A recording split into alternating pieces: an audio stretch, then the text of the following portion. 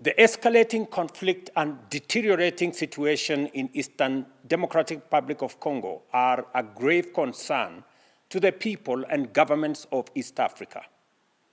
Noting the worsening humanitarian crisis exacerbated by ongoing military actions, including the closure of airspace in Goma, I call for the immediate and unconditional cessation of hostilities. I emphasize the obligation of all parties to facilitate humanitarian access to affected populations and urge both sides to pursue peaceful means to resolving this tragic conflict. These alarming developments, coupled with rising diplomatic tensions in the region, underscore the urgent need for peaceful resolution to a conflict that continues to inflict untold suffering on the people, particularly women and children. As the current chair of the East African Community, Kenya is aware of the region's critical responsibility in de-escalating violence and facilitating dialogue between the parties involved.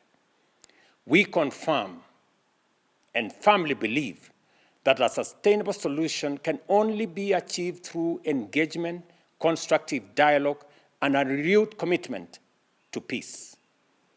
I call on the parties to the Luanda process on Eastern DRC and appeal specifically to my brothers, President Felix Tshisekedi and President Paul Kagame, both of whom I have had the occasion to speak to this evening, to heed the call for peace from the people of our region and the international community. I call on them to dedicate all efforts towards achieving peace in Eastern DRC and restoring good neighborliness, an essential principle underpinning regional peace and collective responsibility. Consequently, and having consulted with the heads of state of our region, we will be convening an extraordinary East African Community Summit within the next 48 hours to facilitate and to deliberate on this crisis and chart a way forward. This is in line with the East African Community Summit's decision of November 2024, which called for constructive engagement to address this conflict. I thank both President Tshisekedi and President Kagame for their confirmed participation in this summit.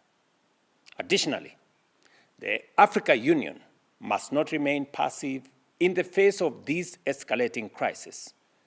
The East African Community stands ready to forge a stronger collaboration with the African Union and SADC, as well as the international community in encouraging the warring parties to prioritize engagement.